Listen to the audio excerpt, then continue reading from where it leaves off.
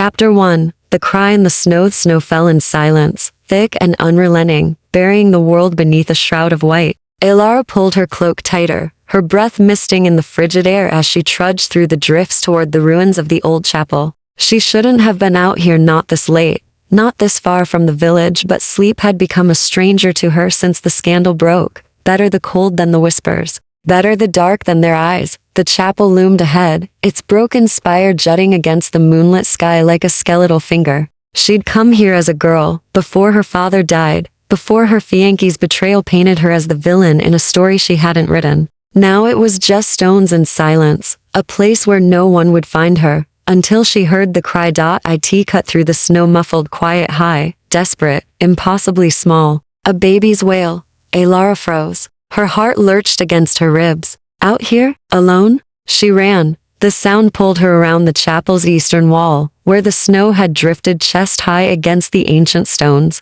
There, nestled in a hollow between the fallen pillars, lay a bundle wrapped in dark cloth. The crying intensified as she dropped to her knees, her gloved hands already reaching. "Shh, I've got you," she whispered, her voice cracking. "You're safe now." She peeled back the cloth with trembling fingers and her breath caught. Not a baby, a child. Perhaps 3 or 4 years old, with bone-pale skin and eyes that gleamed gold in the moonlight. Eyes that shouldn't exist. Eyes that fixed on her with an intelligence far too old for that small, perfect face. The crying stopped. The child's hand shot out and clamped around her wrist with impossible strength. Pain exploded through Elara's arm, white-hot, searing like a brand pressed into flesh. She screamed, trying to pull away, but the child's grip was iron. The golden eyes blazed brighter, and she felt something move beneath her skin, something dark and ancient, coiling through her veins like smoke. Then, as suddenly as it began, it ended. The child released her and vanished, not ran,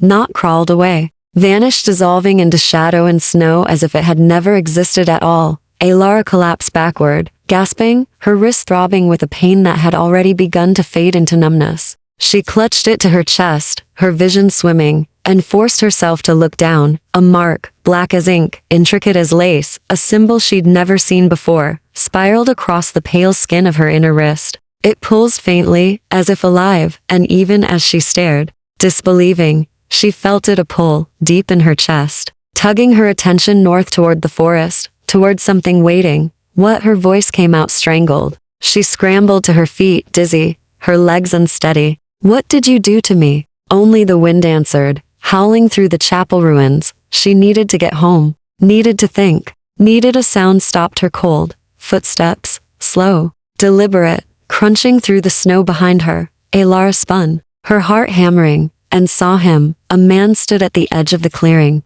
half hidden in shadow, tall, wrapped in a long black coat that moved like living smoke around his legs. His face was pale, sharp-featured, beautiful in the way a knife is beautiful, all cold edges and dangerous grace. Dark hair fell across his brow, and his eyes, silver, like moonlight on steel. "You shouldn't be here," he said. His voice was low, cultured, carrying an accent she couldn't place. "Old, very old." Elara's throat closed. She took a step back. "I heard a child." There was nothing. He moved closer, and she realized he made no sound at all as he walked. No footprints marked the snow behind him. "You need to leave, now." "I'm not lying." She held up her wrist, the mark still pulsing faintly. "Something grabbed me. Something did this." He went utterly still. The air changed, grew heavier, colder. His silver eyes fixed on her wrist, and the expression that crossed his face was not one she could name. Shock, perhaps, or something darker. Something that looked almost like fear. "Impossible," he breathed. Then he was in front of her. She hadn't seen him move. One moment he stood 10 paces away. The next, his hand closed around her wrist with a gentleness that contradicted the inhuman speed. His skin was ice cold, even through her glove. "Where?" His voice had gone quiet, lethal. "Where did it touch you?" "Here." She couldn't pull away, couldn't move. His proximity stole the air from her lungs. A child, gold eyes. It just disappeared. He stared at the mark for a long moment, his jaw tight. When he spoke again, his words were soft and terrible. "You've been claimed." "Claimed?" The word tasted like ash. "By what?" His gaze lifted to hers, and in those silver depths she saw centuries endless, hungry, and impossibly tired. By me, the mark on her wrist flared hot, and Alara's knees buckled. He caught her before she hit the snow, one arm around her waist, effortlessly supporting her weight. Easy, he murmured, but there was no warmth in it, only grim resignation. You're not going to die. Not yet. She tried to speak, but darkness was already pulling at the edges of her vision. The last thing she registered was his scent, winter and smoke and something older than stone, and the feeling of being lifted, carried, taken somewhere she could never return from. Above them, the moon disappeared behind clouds, and in the forest to the north, something ancient stirred. Awake. Chapter 2. The Manor of Shadow. Solara woke to the scent of old wood and candle wax. Her eyes opened slowly, fighting against the weight of exhaustion that pressed down on her like a physical thing. Stone ceiling arched overhead, lost in shadow. A fire crackled somewhere to her left, casting dancing light across walls lined with tapestries so ancient their colors had faded to ghosts of crimson and gold. She wasn't in the chapel anymore. Memory crashed back the child. The mark, the man with silver eyes. She bolted upright, and pain lanced through her skull. Her hand flew to her temple, finding a cloth bandage wrapped around her head. Don't move too quickly. His voice came from the shadows near the fireplace. You hit your head when you fainted. Minor concussion, most likely. Alara's gaze snapped toward him. He sat in a high-backed chair, perfectly still, one leg crossed over the other. The firelight didn't quite reach him, but she could see the pale gleam of his skin, the silver flash of his eyes watching her. Where am I? Her voice came out hoarse. Somewhere safe. He gestured vaguely at the room. My home. Home seemed an inadequate word for this place. The chamber was vast, built on a scale meant to dwarf and intimidate. The bed she lay in could have fit 5 people comfortably, its posts carved with intricate scenes of hunts and battles. Everything here whispered of age, centuries compressed into stone and silence. You said I was claimed. She forced herself to meet his gaze. What does that mean? It means you're in danger. He rose from the chair with fluid grace, moving to a side table where a crystal decanter sat alongside several glasses. He didn't pour anything, just stood there, his back to her. The mark on your wrist is a blood seal. Old magic. Very old. It binds you to House Corvus. House Corvus, she repeated. The name felt heavy on her tongue. And you are? Dorian Corvus. He turned, and for the first time she saw him clearly in the firelight. Beautiful and terrible, like a Renaissance painting come to life, all sharp cheekbones and full mouth and eyes that held too much knowledge. Last of my line. Lord of the Northern Territories, by right of blood and conquest. His lips curved into something that wasn't quite a smile. And apparently your bonded protector. I don't need protection. You do now. He moved closer, stopping at the foot of the bed. The child you saw wasn't a child. It was a fetch ascending, created by blood magic to find and mark a specific target. Someone wanted you bound to my house. Alara's hand went to her wrist instinctively. The mark was still there, black lines spiraling beneath her skin. Why me? I'm nobody. Just as she stopped, shame burning in her throat. Just a what? A ruined woman, she said bitterly. My engagement was broken 3 months ago, very publicly. My fiancé claimed I'd been unfaithful. The old wound throbbed. I wasn't, but his family had influence, and mine had none, so the story stuck. Dorian's expression didn't change, but something flickered in his eyes. Human politics, he said quietly. Always so small, so cruel. Human? The word escaped before she could stop it. He smiled then, really smiled, and her blood turned to ice. His canine teeth were too long, too sharp. I thought you'd already guessed, he said softly. She had. Of course she had. The impossible speed, the cold skin, the way he stood so perfectly still, no breath, no fidgeting, no unconscious human movement. But knowing and knowing were different things. You're a vampire. Her voice shook. Yes. And you brought me here. To your home. Alone. Yes. He tilted his head, studying her. I could have left you in the snow. Should have perhaps. But the mark complicates things. While you wear it, you're under my protection by blood law. Every vampire in the territories will sense it. Some will respect it. His eyes darkened. Others won't. A log shifted in the fireplace, sending up sparks. Outside, wind howled against the windows. Alara looked toward the sound and saw only darkness beyond the glass. No stars, no moon. How long was I unconscious? 6 hours. It's just past midnight. 6 hours. Her mother would be frantic. The village would have noticed her absence by now, would be forming search parties. You can't go back, Dorian said, reading her thoughts with unsettling accuracy. Not yet. There's a blizzard moving in. The roads are already impassable. How convenient. His jaw tightened. I didn't summon the storm, Miss Thorne, she startled. How do you know my name? I know everything that happens in my territory. He moved to the window, gazing out at the darkness. Elara Thorne, 24 years old, daughter of the late magistrate Thomas Thorne. Educated, well-read, unmarried. He paused. Disgraced. Heat flooded her cheeks. If you're trying to frighten me, I'm trying to keep you alive. He turned back to her, and for the first time she heard something like frustration in his voice. Someone marked you deliberately. Someone powerful enough to create a fetch and tie it to House Corvus bloodlines. That takes knowledge, resources, intent. His hands curled into fists at his sides. It means someone wants to draw me out, to make me act.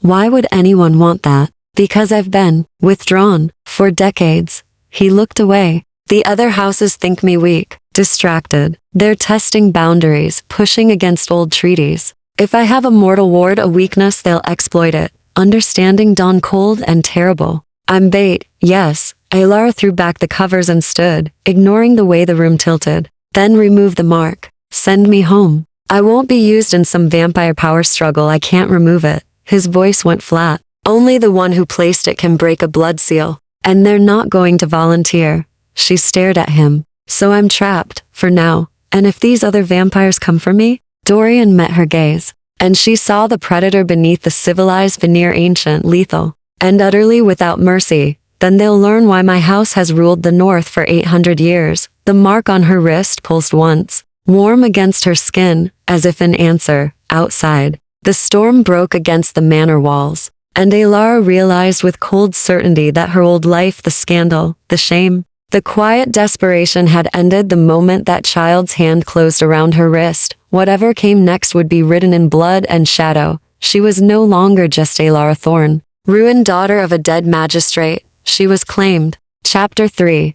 Habits of the undead. The manor revealed itself slowly, like a secret told in whispers. Elara woke alone the second time, sunlight bleeding through heavy curtains in pale, reluctant streams. She lay still for a moment, half convinced. The previous night had been fever dream, but no. The mark still coiled black across her wrist, and the room around her was exactly as strange and ancient as she remembered. She rose carefully, testing her balance. The headache had faded to a dull throb. Someone had left clothing folded on a chair near the fireplace, a simple dress in deep burgundy, old-fashioned but well-made, and a wool shawl. Her own clothes were gone. 10 minutes later, dressed and wary, she opened the bedroom door. The hallway beyond stretched in both directions, lined with portraits whose subjects watched with painted eyes. Sconces held unlit candles. No servants moved through the shadows. No voices echoed from distant rooms. The silence was absolute. Elara chose left arbitrarily and walked, her footsteps too loud against marble floors.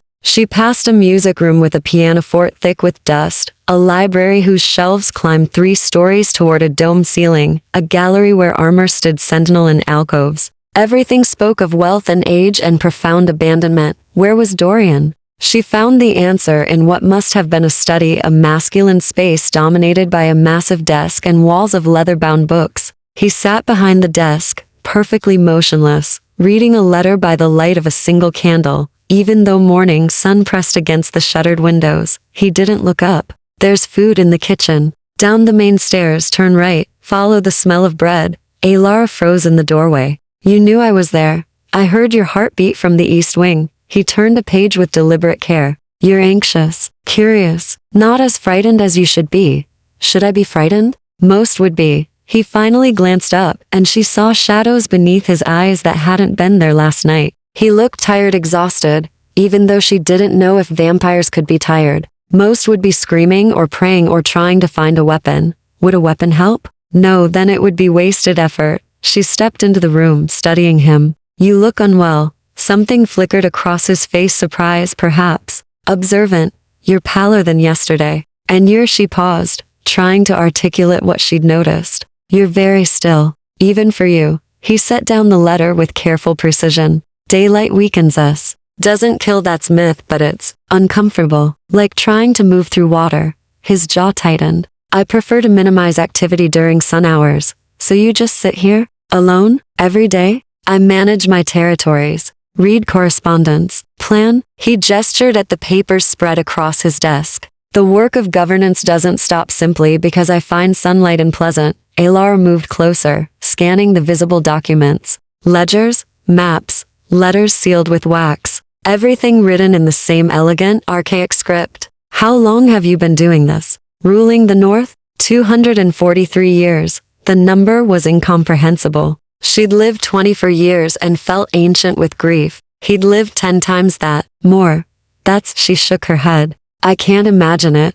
Most can't. He leaned back in his chair, watching her with those unsettling silver eyes. Time becomes strange when you have too much of it. Years blur together. Decades pass like seasons. You stop noticing, stop caring until suddenly a century has gone, and you can barely remember what you did with it. There was something in his voice, a hollowness that made her chest ache. Is that what happened to you? His expression shuddered. Go eat, Miss Thorne. You'll need your strength. It was dismissal, clear and cold. But Alara had spent 3 months being dismissed, being pushed aside, being told she didn't matter. She was tired of it.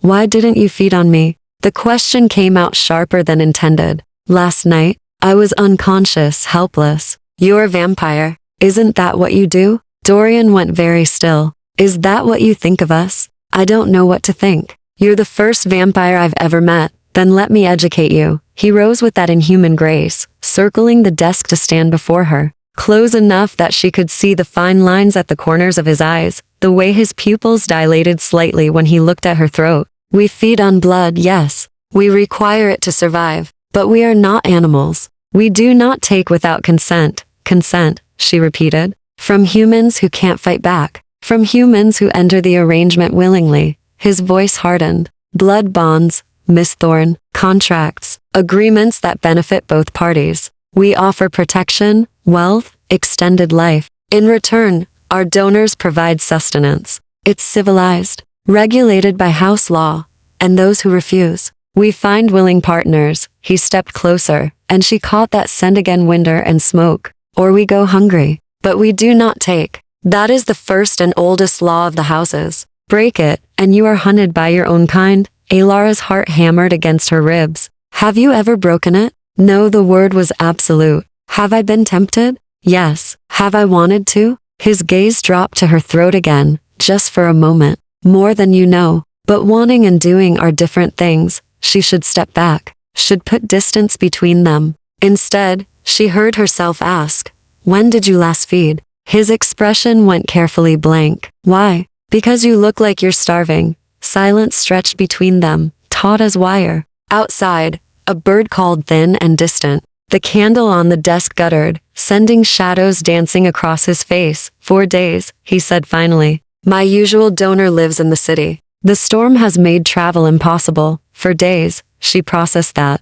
Is that dangerous? For you? No, for me? He smiled without humor. I've survived far longer. A fortnight once, during a siege. But it's not pleasant. What happens if you wait too long? I lose control. He said it flatly, matter of fact. The hunger overrides thought, caution, law. I become exactly what you feared when you asked why I didn't feed on you while you slept. Alara absorbed that, studying his face. The tension in his jaw. The rigid way he held himself, as if movement required conscious effort. Your donor, she said slowly. They consented? Of course.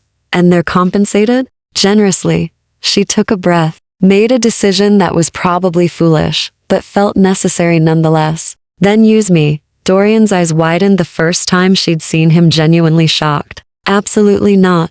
Why not? I'm already bound to your house by this mark. You said I'm under your protection. Doesn't that make me? It makes you my ward, he interrupted, voice sharp. Not my donor. Not my meal. You didn't consent to this arrangement, Miss Thorne. You were marked against your will, dragged into vampire politics without choice. I won't compound that violation by taking your blood, even if I'm offering. Especially if you're offering out of misplaced gratitude or obligation. He turned away, shoulders rigid. The answer is no. Elara watched him, this ancient creature trying so hard to be honorable, even while hunger ate at him. And she realized something that should have terrified her, but didn't. She trusted him, more than she'd trusted anyone in months, maybe years. Then I'll find your kitchen, she said quietly. And you'll tell me how to help you survive until the storm breaks. He didn't answer, but when she left, she felt his gaze follow her, heavy, hungry, and desperately grateful. Chapter 4. Threads of Trust. The kitchen was a cavern of copper and stone, surprisingly warm despite the manor's pervasive chill.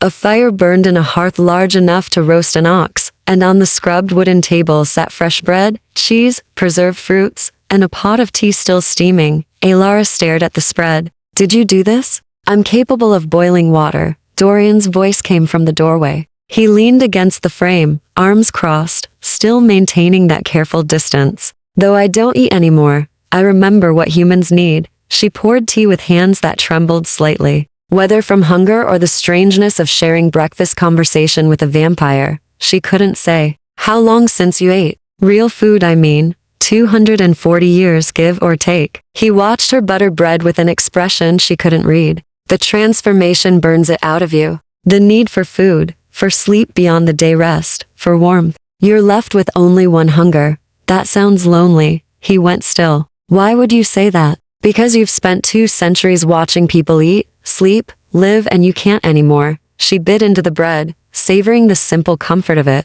You said time blurs for you. Maybe it's because you stopped participating in the small things that mark it. Dorian was quiet for a long moment. When he spoke, his voice had softened. You're surprisingly philosophical for someone who fainted at the sight of my teeth. I didn't faint because of your teeth. She met his gaze over the rim of her teacup. I fainted because I'd been marked by blood magic and hadn't eaten in 12 hours. Don't flatter yourself. A sound escaped him, brief, startled. It took her a moment to recognize it as laughter. You're either very brave or very foolish, Miss Thorne. Elara, she corrected. If I'm going to be trapped in your manor during a blizzard, bound to your house by magic, I don't understand. We might as well use first names. Elara. He tested her name like wine, rolling it carefully across his tongue. Very well. Though I should warn you, familiarity with vampires can be dangerous, more dangerous than being marked as bait for your enemies. Point taken. He pushed off from the doorway, moving to the windows.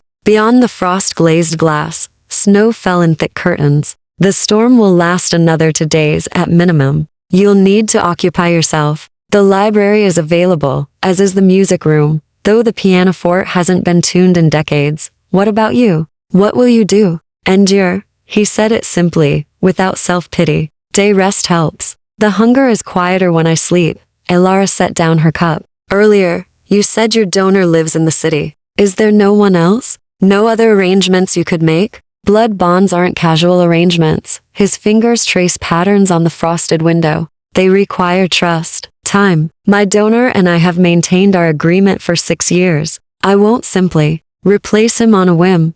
Even if you're suffering? Even then, he turned to face her, and she saw the iron will beneath his exhaustion. Consent matters, Elara. It's the only thing that separates us from monsters. I won't compromise that. Not for convenience. Not for hunger. Not for anything. The conviction in his voice struck something deep in her chest. How many times had her own consent been disregarded? Her fiancé had decided her guilt without asking for truth. The village had condemned her without hearing her defense. Even her own mother had urged her to accept the shame quietly, to not make waves. But this creature, this vampire who could overpower her without effort, refused to take what wasn't freely given. Tell me about the houses, she said, needing to shift the conversation before emotion overwhelmed her. You said there were others, that they're testing boundaries. Dorian's expression shifted to something more guarded. There are 5 great houses in the territories. Corvus in the north, my house, Sylvain in the east, Morrigan in the south, Blackwood in the west, and Ashford in the central lands. He moved to the table, not sitting, just standing close enough that she could see the tension in his shoulders. We've maintained an uneasy peace for 300 years, bound by treaties signed in blood. But lately, House Morrigan has been aggressive, expanding their hunting grounds, turning humans without proper vetting, breaking the old protocols. His jaw tightened. Their lord, Cassius, believes the treaties are outdated, That vampires should rule openly rather than hide in shadows, and you disagree? I believe that the moment we reveal ourselves fully, humanity will unite to destroy us. He met her gaze. We're stronger individually, yes. Faster, harder to kill. But you outnumber us 1,000 to 1. Fear would drive you to hunt us down, and fear is a powerful weapon. Alara considered this. So the peace is a lie. You're just waiting for someone to break first. Essentially, yes. He sighed, a strangely human gesture. Which is why the blood seal on your wrist is so troubling. If Morrigan marked you deliberately, it's a declaration. He's forcing my hand, trying to draw me into conflict. And if he succeeds, then the territories go to war. Dorian's voice went cold. And thousands of humans die in the crossfire. The weight of it settled over her like snow. She was caught in something vast and ancient, a game of power she barely understood. The mark on her wrist pulsed faintly, as if reminding her of its presence. I'm sorry, she said quietly. For what? For being a complication you didn't ask for. Dorian looked at her for a long moment, something shifting in his expression. You didn't ask for this either. He reached out slowly, giving her time to pull away, and brushed his fingers across the mark on her wrist. His touch was ice cold, but gentle. I meant what I said last night. While you wear this, you're under my protection. I won't let Cassius or anyone else use you, even though it puts you at risk. Even then, his thumb traced the edge of the seal, and she shivered, not from cold. I've lived a long time, Alara. Long enough to know that some things are worth fighting for. Some lines can't be crossed without losing what makes us worth saving. Their eyes met, and for a heartbeat the kitchen fell away, the storm, the danger, the impossible strangeness of everything that had happened. There was only his hand on her wrist, his silver gaze holding hers, and the strange certainty that something fundamental had shifted between them. Then he stepped back, severing the contact. Rest today, he said, voice carefully neutral. Tomorrow, if you're willing, I'll teach you about the houses, their signs, their laws. If you're going to survive in this world, you'll need to understand it, and you'll rest too. A ghost of a smile. I'll try. He left her then, moving with that preternatural silence. But at the doorway, he paused. Alara. Yes? Thank you for offering earlier. He seemed to struggle for words. It's been a very long time since anyone showed me that kind of trust. Before she could respond, he was gone. Alara sat alone in the warm kitchen, her wrist tingling where he'd touched her, and wondered what it meant that her heart was racing for reasons that had nothing to do with fear. Outside, the storm howled its fury against the ancient stones. Inside, something quieter and far more dangerous had begun to bloom. Chapter 5. The gathering storm. The attack came at dusk on the second day. Alara was in the library, curled in a leather chair near the fire, reading a leather-bound history of the vampire houses that Dorian had left for her. The text was dense, written in the same archaic script as his correspondence, but she'd been making progress. She'd just reached a chapter on blood oaths when every candle in the room guttered at once. The fire dimmed to embers, cold rushed in like a living thing. She was on her feet before conscious thought, the book falling forgotten to the floor. Her breath misted in the sudden chill, and the mark on her wrist burned hot, a warning. Dorian? Her voice echoed in the darkness. No answer. Then she heard it, glass shattering somewhere in the manor's depths. A crash. A sound that might have been a snarl. Alara ran. She navigated by memory and the faint glow of her mark, which had begun to pulse with each heartbeat. The hallway seemed longer than she remembered, shadows pressing close. Another crash. Closer now. A door splintering. She found Dorian in the main hall. He stood at the center of the vast space, perfectly still, facing the ruined entrance, where the great doors hung askew on their hinges. Snow swirled through the opening, and with it came 3 figures, vampires. She knew immediately, even before she saw their eyes, one gold, one crimson, one pale blue. They moved with that same inhuman grace, spreading out to flank Dorian in a predator's triangle. Lord Corvus, the one with gold eyes, spoke, his voice smooth as silk. He was young-looking, dark-haired, dressed in modern clothes that seemed incongruous in the ancient manner. How unfortunate. We were told you'd be alone. You were told correctly, Nathaniel. Dorian's voice was calm, but Alara could see the tension in his shoulders. Until 2 days ago, the gold-eyed vampire Nathaniel smiled. Ah yes, the marked one. Cassius said she'd be here. His gaze found Alara in the shadows, and his smile widened. Hello, little mortal. Did he tell you what that pretty bracelet means? Don't address her. Dorian's words cracked like a whip. You're in my house, Nathaniel. My territory. State your business or leave. Business? The female vampire laughed, the one with crimson eyes. She was beautiful in a cruel way, all sharp angles and predatory grace. We're here for her, obviously. Cassius wants to meet the woman foolish enough to accept a Corvus blood seal. She didn't accept anything. She was marked without consent. Even better, Nathaniel took a step forward. That makes it easier. Dorian moved. One moment he stood motionless. The next he was between Alara and the intruders, moving so fast her eyes couldn't track it. When he stopped, his hand was extended, palm out, and the air around him seemed to shimmer with cold. First warning, he said softly. Leave, now. You're weakened. The third vampire spoke for the first time, male, pale-eyed, watching Dorian with clinical interest. When did you last feed? 3 days? 4? He tilted his head. You can barely stand, old friend. Don't pretend otherwise. Dorian said nothing, but Alara saw the tremor in his extended hand, saw the way he swayed slightly before catching himself. He was starving. And they knew it. This doesn't have to be violent, Nathaniel said reasonably. Give us the girl. We'll take her to Cassius. He'll remove the seal, and everyone walks away intact. No, Dorian's voice was absolute. Dorian, the pale-eyed vampire, sighed. Be reasonable. You're in no condition to fight 3 of us. You know how this ends. I know you'll have to kill me to take her. Are you prepared for that consequence, Marcus? Marcus's expression flickered. Cassius gave orders. Cassius can issue all the orders he likes. This is Corvus land, my land. And I will paint these walls with your blood before I let you touch her. The temperature dropped another 10 degrees. Alara's teeth chattered, but she couldn't look away from Dorian's rigid back, from the way power seemed to gather around him like storm clouds. Nathaniel's smile vanished. So be it. They moved as one. Alara had never seen violence like this. It was too fast, too brutal, a blur of motion and impact that her human eyes couldn't process. Bodies collided with sounds like thunder. Dorian caught Nathaniel by the throat and hurled him into a stone pillar hard enough to crack it. Marcus came at him from the left, and Dorian spun, blocking a blow that would have taken his head off, but he was slowing, weakening.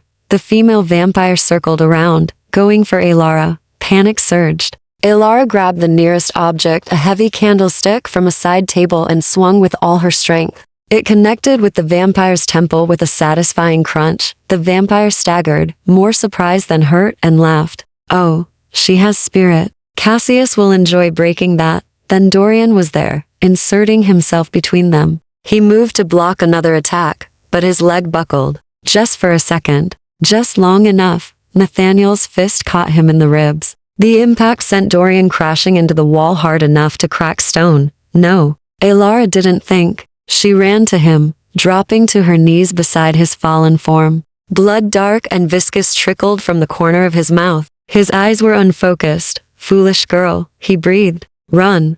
I'm not leaving you. How touching. Nathaniel stood over them, gold eyes gleaming. Lord Corvus, brought low by his own nobility. Cassius predicted this exactly. Dorian tried to rise and collapsed. His hand found Alara's wrist, gripping the mark. I'm sorry, he whispered. I failed you. No, she looked up at Nathaniel, at the 3 vampires closing in, and made a decision. Take my blood. Dorian's eyes snapped to hers. What? You said you need consent. I'm giving it. She pulled her wrist free and pressed it to his mouth. Feed, fight, survive. Alara, I can't, you can, and you will. Her voice shook but held firm. I trust you, Dorian. Now trust me. For one endless moment, he stared at her. Then his pupils dilated, his lips parted, and she felt the sharp pressure of fangs against her skin. The world exploded in 2. Sensation, heat, cold, pain that transformed instantly into something else, something that sang through her veins like electricity. She gasped, vision blurring, but forced herself to stay conscious, to stay present.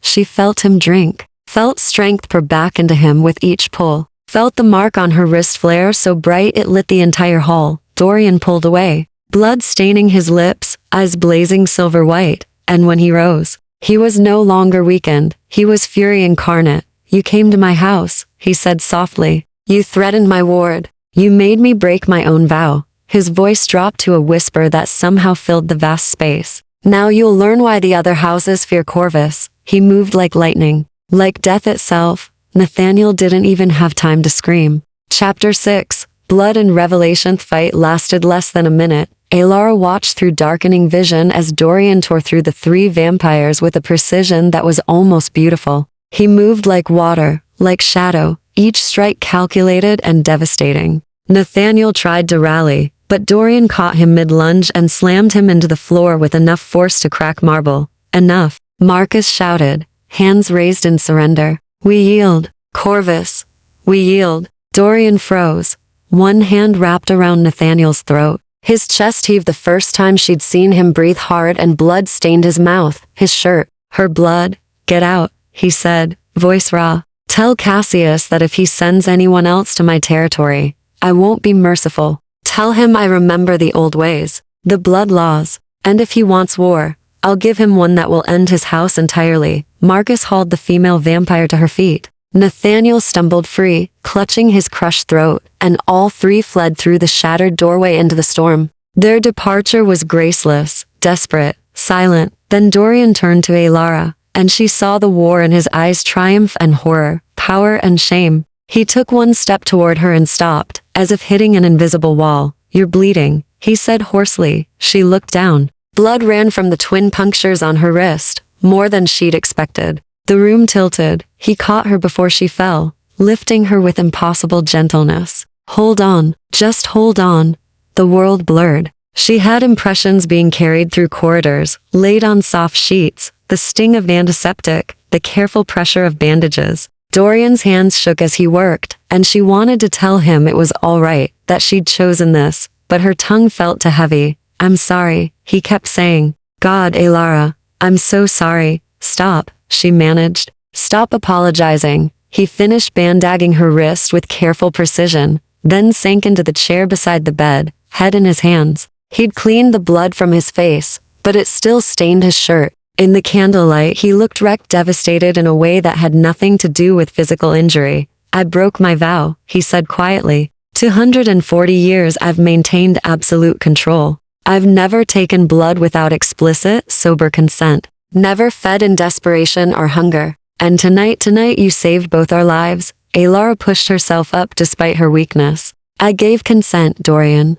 Clear and explicit. You were terrified. Coerced by circumstance, I was clear-headed enough to know exactly what I was doing. She met his gaze steadily. You told me consent matters. Well, I consented. Freely, willingly. And I'd do it again. He stared at her, something breaking open in his expression. Why? Because you've been protecting me since the moment that mark appeared. Because you refused to take what wasn't offered, even while starving. Because she stopped, the truth of it catching in her throat. Because in 2 days, you've shown me more honor than anyone in my old life ever did. Silence stretched between them. Outside, the storm had quieted. Dawn couldn't be far off. How do you feel? He asked finally. Alara assessed herself. Lightheaded, yes. Weak, but also strangely energized, as if something vital had been awakened. Strange. Like I can feel the mark more clearly now. Feel. You somehow. His eyes widened. The blood bond.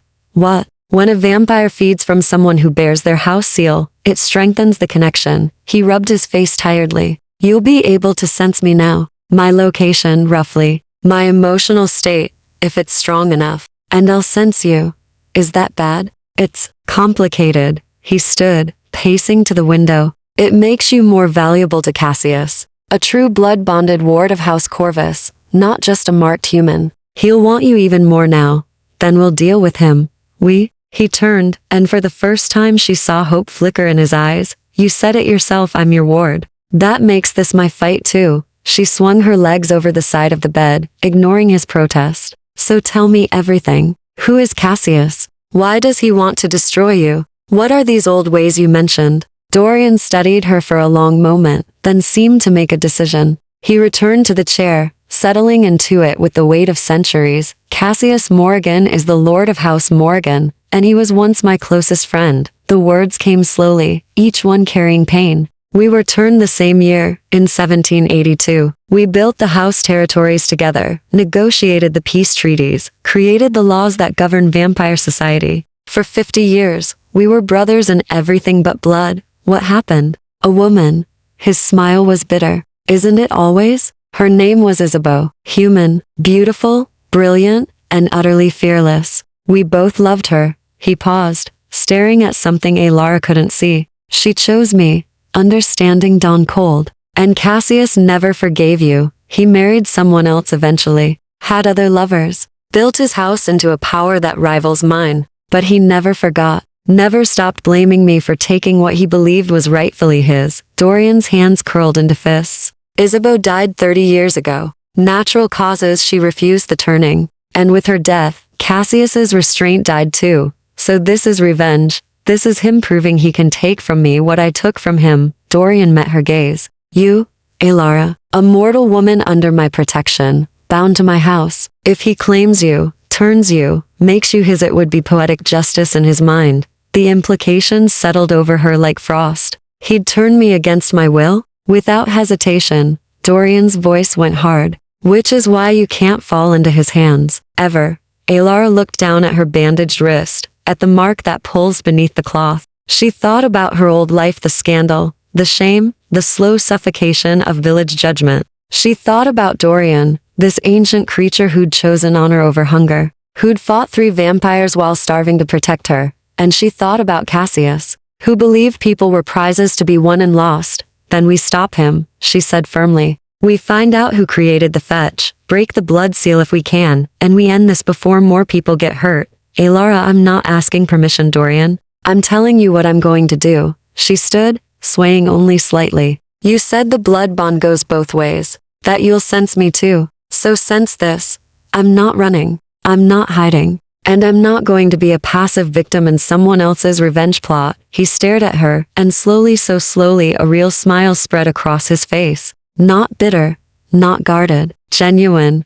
You're remarkable, he said softly. Absolutely remarkable. Heat flooded her cheeks. I'm just tired of being afraid. Then we'll face this together. He offered his hand. Partners? She took it, his cold fingers closing around hers. Partners. The mark flared warm, and through the new bond, she felt his emotions clearly. Gratitude, determination, and something else. Something that made her breath catch. Outside, the first light of dawn touched the horizon. And inside the ancient manor, 2 unlikely allies prepared for war. Chapter 7. The Seagoth attack came 3 nights later. When the storm had finally broken, Dorian had spent the intervening days teaching Alara everything he could: how to recognize the different houses by their seals, how to navigate vampire politics, how to use the blood bond to call for him if she was in danger. They'd fallen into an unexpected rhythm. He worked through his correspondence during the day while she explored the library. And at night they talked for hours in his study,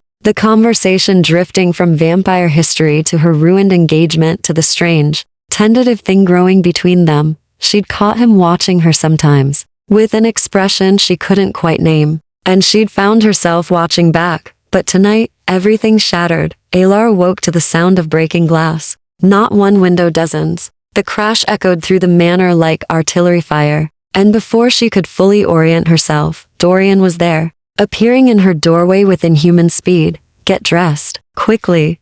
His voice was clipped, urgent. We have minutes at most. What's happening? Cassius came himself. He moved to her wardrobe, pulling out the warmest clothes he could find. With at least 20 vampires. This isn't a test anymore, it's a siege. Her hands shook as she dressed behind the privacy screen. 20? You can't fight 20 vampires alone. I don't intend to fight them. He was pacing now, thinking rapidly. The manor has catacombs predate even vampire occupation. Ancient tunnels that run for miles. If I can get you there before they breach the inner chambers, an explosion rocked the manor. The floor buckled, and Alara stumbled. Dorian caught her, one arm around her waist. They've brought explosives. Damn him. His jaw clenched. Change of plans. We go now. He swept her up without waiting for consent, and ran. The world became a blur of corridors and staircases. Behind them, she could hear shouts, the thunder of footsteps, the systematic destruction of doors. Dorian moved with desperate speed, taking corners so sharply she had to cling to his neck to keep from being thrown. They burst into the kitchen, and he set her down long enough to wrench open a trapdoor she'd never noticed before. Stone steps descended into absolute darkness. Down, he ordered. I'll hold them here as long as I can. No, Elara grabbed his arm. You said we're partners. We go together or not at all. Elara, I can't protect you and fight them, then don't protect me. Give me a weapon and let me help. He stared at her, war evident in his expression. Then incredibly, he laughed short and sharp. You're going to get us both killed, probably. She met his gaze. But at least we'll go down fighting. God help me. He crossed to a cabinet, pulled out a wicked-looking iron poker from beside the stove. Iron burns vampires. Won't kill them.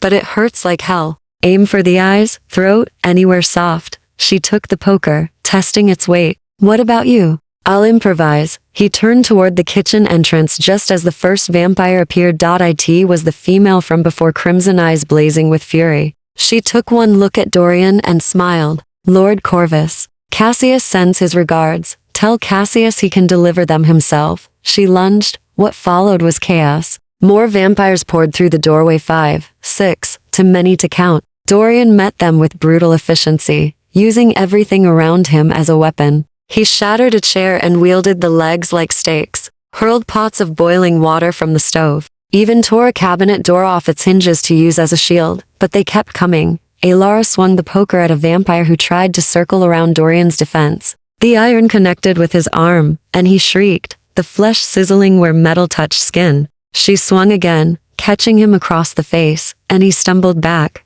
Good. Dorian called, even as he fought off 3 others. Keep them away from the trapdoor. She did. Her muscles screamed in protest. Her bandaged wrist throbbed, but she kept swinging, kept fighting. The blood bond sang between them, letting her anticipate Dorian's movements, stay out of his way while covering his blind spots. They were losing. For every vampire they drove back, 2 more appeared. Dorian was tiring. She could feel it through the bond, the way his movements grew fractionally slower. And she was only human. Her strength wouldn't last much longer. Then a voice cut through the chaos, cold and commanding. Enough. Every vampire froze. A man stepped through the doorway, and Elara knew immediately who he was. Cassius Morrigan had the same ageless beauty as Dorian, but where Dorian was winter, Cassius was autumn. Bronze skin, dark eyes, black hair shot through with gold. He wore modern clothes, cut like armor, and power radiated from him like heat. Dorian. He smiled, and it was charming and terrible.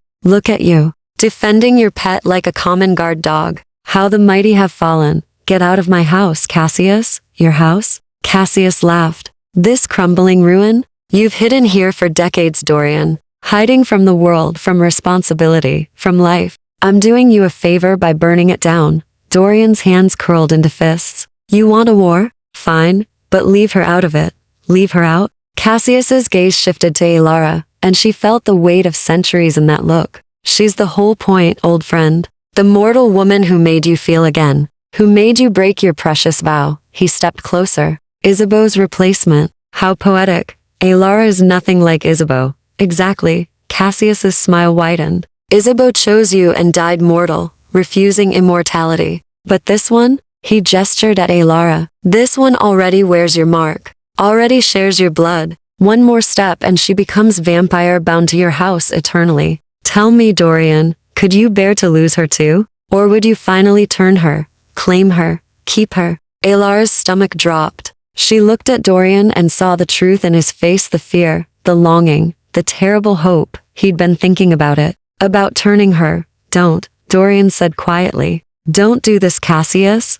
Do what? Offer her a choice? Cassius extended his hand toward Elara. Come with me, girl. I'll remove the seal, give you back your mortality, let you return to your little village. No harm, no foul. And if I refuse? His eyes glinted. Then you stay here and watch everyone you love die. Because I'll burn this manor to the ground, and then I'll burn the village. Every single person. The blood drained from her face. You wouldn't test me. Through the bond, she felt Dorian's anguish raw and devastating. He couldn't stop this. Couldn't protect her and the village both. Elara looked at the poker in her hands. At Dorian, bloodied and exhausted. at Cassius, smug and powerful, and utterly without conscience, and she made her choice. I'll go with you, she said. On one condition. Alara. No, Dorian started forward, but vampires blocked his path. Name it, Cassius said. You spare the village. You leave Dorian's house alone. And you swear it on blood oath binding and unbreakable. Cassius studied her, intrigued. Done. He bit his palm, let blood well, and spoke words in a language she didn't recognize. The air shimmered. There, my word sealed in blood. Now come, Alara. Dorian's voice broke. Please. She met his eyes one last time. Pushed everything she felt through the bond gratitude. Trust. Something that might have been love if they'd had more time. Then she dropped the poker and walked toward Cassius. Morgan. His hand closed around her arm like a vice. Good girl, he murmured, and the world went black. Chapter 8.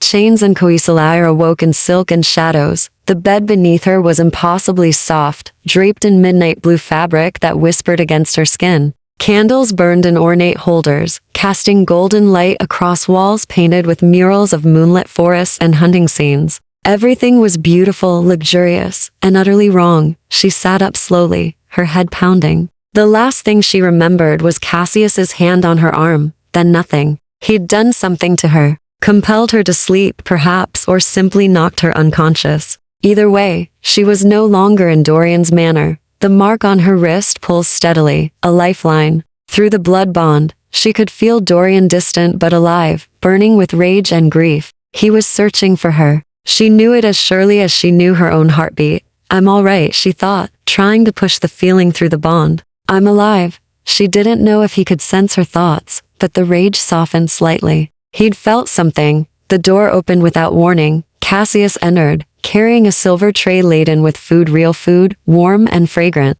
He set it on a table near the window with courtly grace, then turned to her with that charming smile. Good evening, Alara. I trust you slept well? Where am I? House Morgan. My ancestral seat about 50 miles south of Corvus territory. He gestured to the food. You should eat. You've been unconscious for nearly 20 hours. 20 hours. Dorian must be frantic. She didn't move toward the food. You said you'd remove the seal, and I will. After we talk. He settled into a chair with inhuman grace, studying her like she was a puzzle to solve. I'm curious about you, Alara Thorne. What is it about you that made Dorian break centuries of self-imposed isolation? I didn't make him do anything.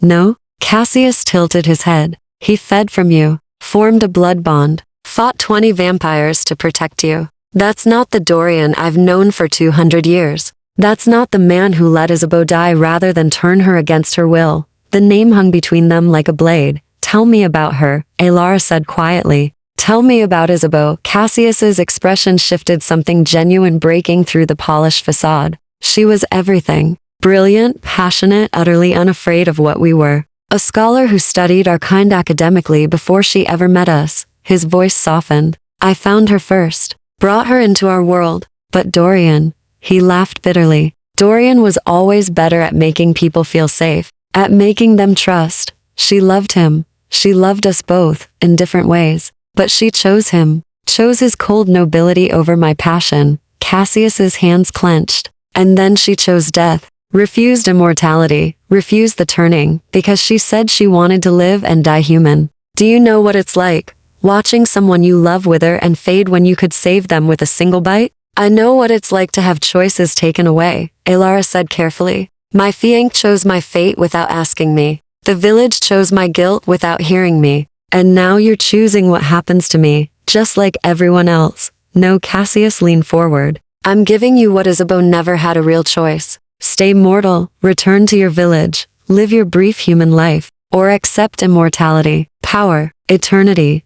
With you as my maker, who better? He spread his hands. Dorian is stuck in the past, clinging to rules and restrictions that don't serve him. I could show you what vampirism truly offers: freedom from human weakness, from aging, from the petty cruelties of mortal society. In exchange for what? Loyalty. To me. To House Morgan. His eyes glinted. And it would hurt him beautifully. His blood-bonded ward, turned by his enemy, choosing me over him. Poetic justice for Isabeau. There it was. The truth beneath the pretty words. I'm not Isabeau, Alara said firmly. I'm not a replacement for your lost love. or a weapon in your revenge plot. I'm a person, Cassius, with my own wants, my own choices. Then make one. He stood, moving to the window. I'll remove the seal as promised. You can go home. Forget this ever happened. But Dorian won't stop hunting me, and I won't stop retaliating. The villages in Corvus territory will burn.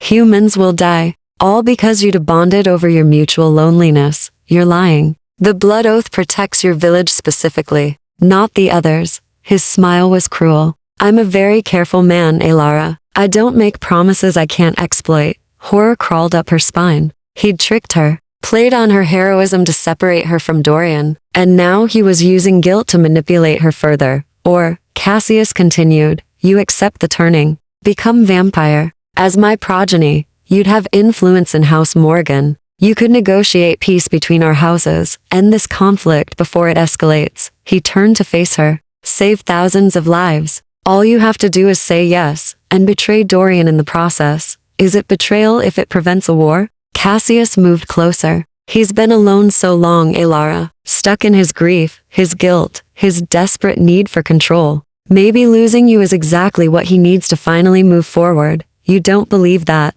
No, Cassius admitted. But I believe in winning. And this you, here, choosing me would be the ultimate victory. Elara looked at him, really looked. Past the beauty and charm to the wounded creature beneath. He'd loved Isabeau, lost her, spent 30 years watching Dorian mourn, while his own grief curdled into obsession. I'm sorry she died, she said softly. I'm sorry you lost her. But destroying Dorian won't bring her back, and turning me won't erase your pain. Something flickered in his eyes. Don't presume to understand my pain.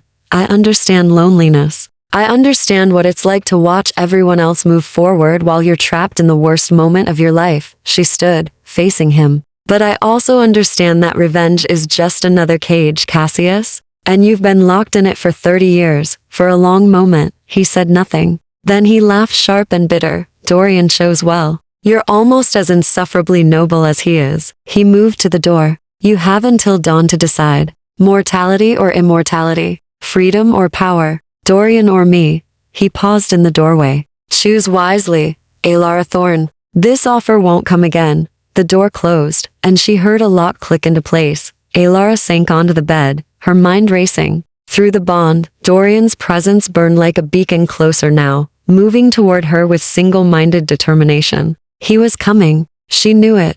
But would he arrive before dawn? And if he did, what would she choose? She looked down at the mark on her wrist, still pulsing steadily. Then at the window, where the moon hung full and bright, somewhere in the night, Dorian was hunting for her, and she realized with startling clarity that she didn't want to be rescued. She wanted to fight, she wanted to choose, and she wanted Dorian not as her savior, but as her partner, her equal. If she survived until dawn, she'd tell him that. If Elara went to the window and began looking for a way out. Chapter 9.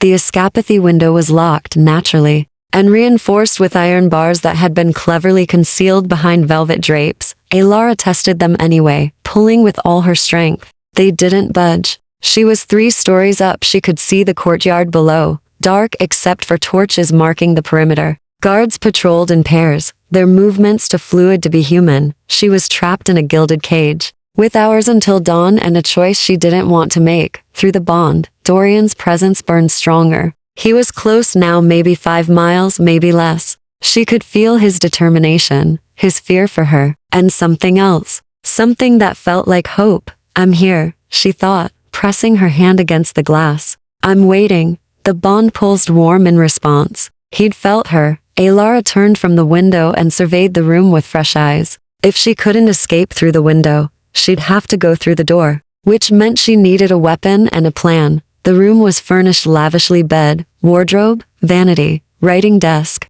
She went to the desk first, rifling through drawers. Pens, paper, sealing wax. Nothing useful. The wardrobe held only clothes, beautiful gowns in her size, that Cassius must have procured somehow. Creepy, but not helpful. Then she remembered. Iron burns vampires. She turned to the window again, examining the bars more carefully. They were welded to the frame, but the welds were old, corroded. If she could break one free, she grabbed a heavy candlestick from the mantel and began hammering at the weakest weld point. The noise was deafening in the quiet room, but she didn't stop. Metal shrieked against metal. The weld cracked. The door burst open. A vampire stood in the threshold, young-looking male, with the Morgan seal embroidered on his jacket. "What are you?" Ilara swung the candlestick at his head. He dodged easily too fast, and grabbed her wrist. "Feisty," he said, almost admiringly. "Cassius said you had spirit." She kneed him in the groin. Vampires might be immortal, but apparently that still hurt. He doubled over with a very human grunt, and Ilara wrenched free. She swung the candlestick again,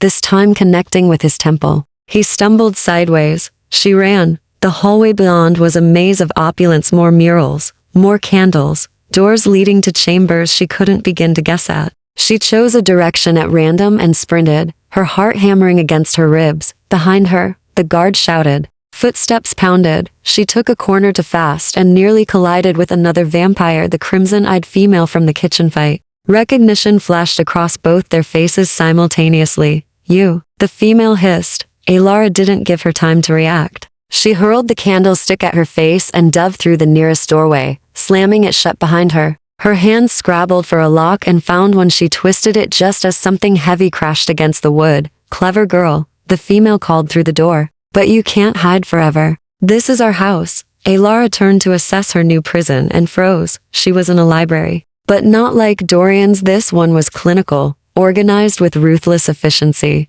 And the books. She moved closer, reading spines, histories of the vampire houses, treatises on blood magic. And there on a center table, a leather journal lying open. She recognized the handwriting. She'd seen it in Dorian's study. This was Isabeau's journal. Ilara's hands trembled as she lifted it, scanning the visible page. "Dorian thinks I don't see his fear. He believes he hides it well behind that careful nobility. But I know him too well now. He's terrified that loving me makes him weak, that needing someone is a vulnerability his enemies will exploit." He's right, of course. In their world, love is leverage. Attachment is a weapon waiting to be turned against you. But I can't unlove him any more than I can unlove breathing. And I won't become immortal just to ease his conscience. I won't let him turn me into something I'm not, no matter how much time it would buy us. Some things are worth more than eternity. The words blurred. Ilara blinked hard, forcing focus. Here was the truth. Cassius had twisted Isabeau, hadn't rejected Dorian.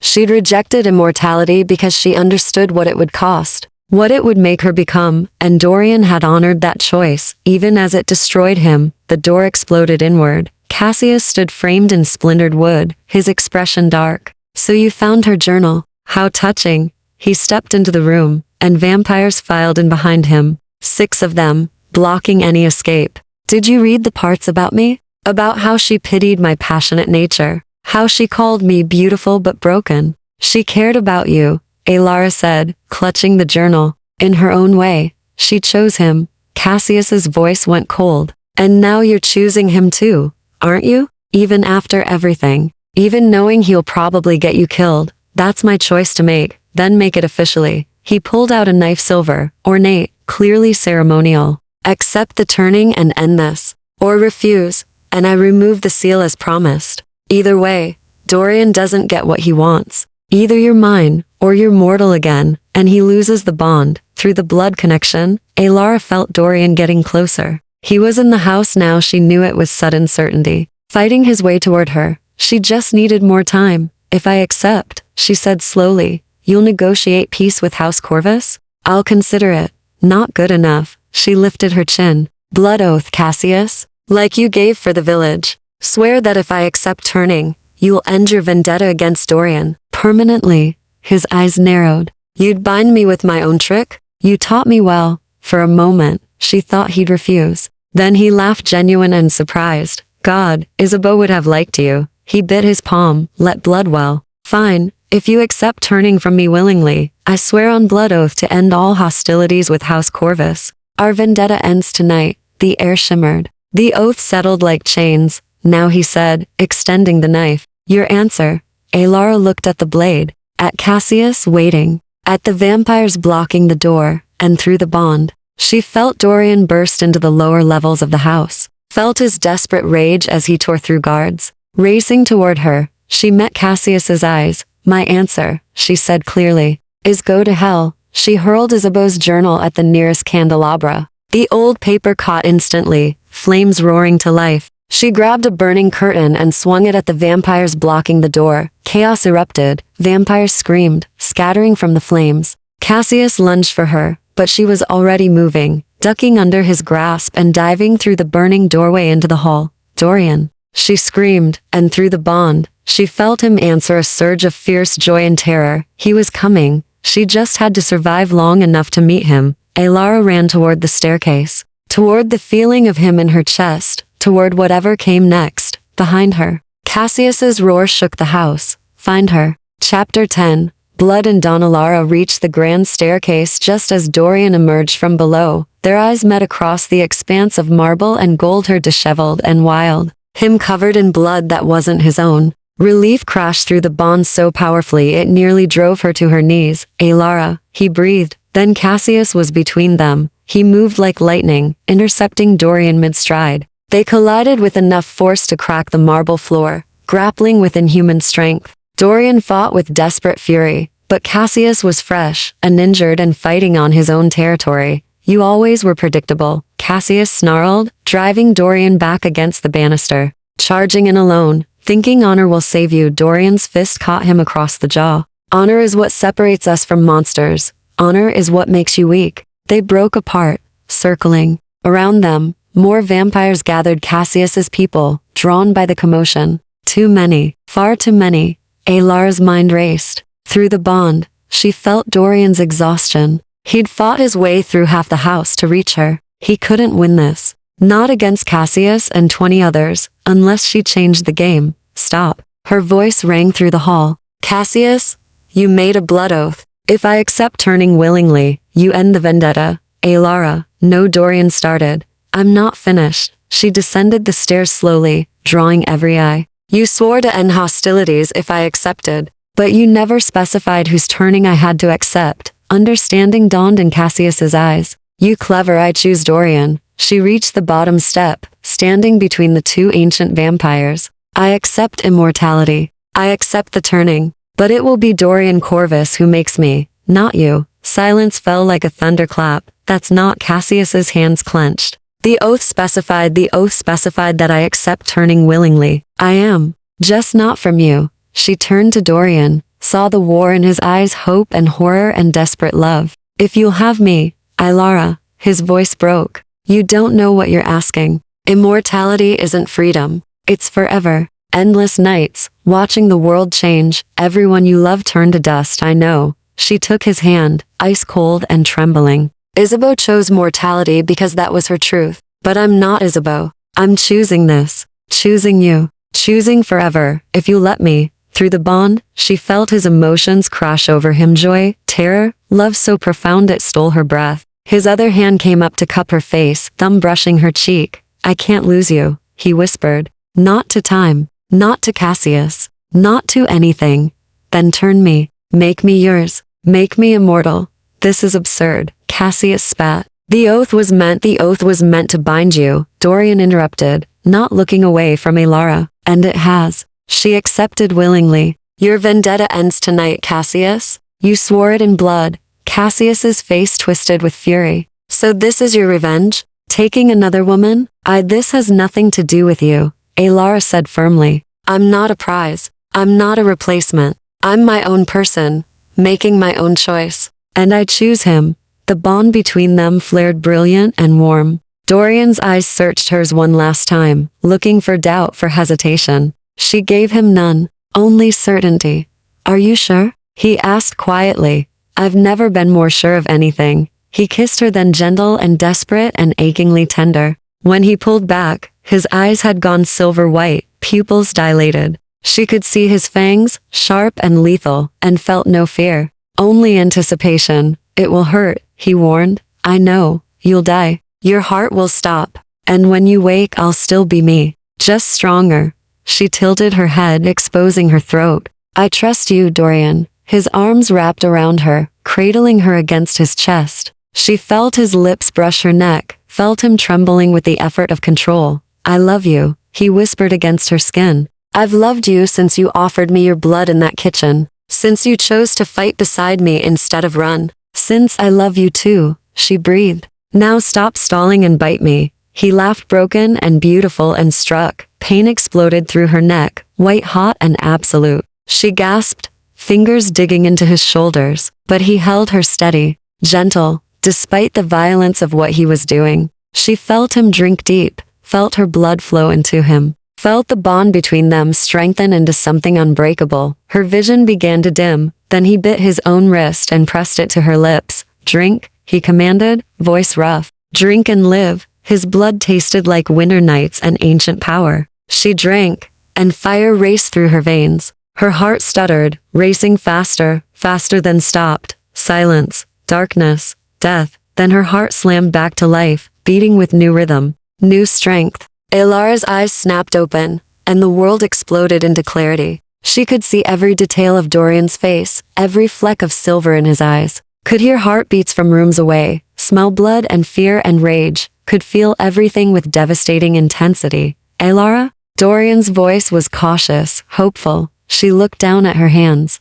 They looked the same, but she could feel the power thrumming beneath her skin. Feel the strength, the speed, the terrible hunger already beginning to wake. I'm here, she said, and her voice sounded different, richer, eternal. I'm still me. Relief crashed across his face. He pulled her close, burying his face in her hair. Thank God. Thank this isn't over, Cassius said coldly. They turned as one. Cassius stood surrounded by his vampires, fury etched into every line of his body. But the blood oath held Elara could see it, shimmering chains of magic binding him to his word. The vendetta ends, Dorian said firmly. You swore it. The vendetta ends, Cassius agreed, voice bitter. But don't mistake that for forgiveness, old friend. You've won this round. Enjoy your prize while you can. He turned and swept from the hall, his people following. Within moments, the grand entrance stood empty except for Elara and Dorian. Silence settled, broken only by their unnecessary breathing. What happens now? Elara asked. Dorian smiled, real and warm and full of tentative joy. Now, we go home. I teach you everything about being vampire. About your new strength, your new hungers. His hand found hers, fingers interlacing. And we build a life together. However long forever turns out to be, forever, she repeated, testing the word. It didn't frighten her anymore. Outside, the first light of dawn touched the horizon. Her first dawn as something more than human. Her first dawn of eternity. Dorian guided her toward the entrance. Come. We need to leave before the sun rises fully. You're too new, it'll hurt more than you're ready for. Will it always hurt? You'll adapt. We all do. He paused at the doorway, looking back at the house one last time, then at her, eyes full of wonder. Are you ready? Elara thought about her old life, the scandal, the shame, the slow suffocation of village judgment. She thought about the woman. She'd been wounded and small and afraid. That woman was dead. In her place stood someone new, someone strong, someone who'd chosen love over fear, partnership over safety, forever over the comfortable lie of ordinary life. She squeezed Dorian's hand. I'm ready. They stepped out together into the pre-dawn darkness, leaving House Morrigan and its ghosts behind, and as the stars began to fade above them, Elara realized she was no longer afraid of the dark. She was part of it now, and she'd never felt more free.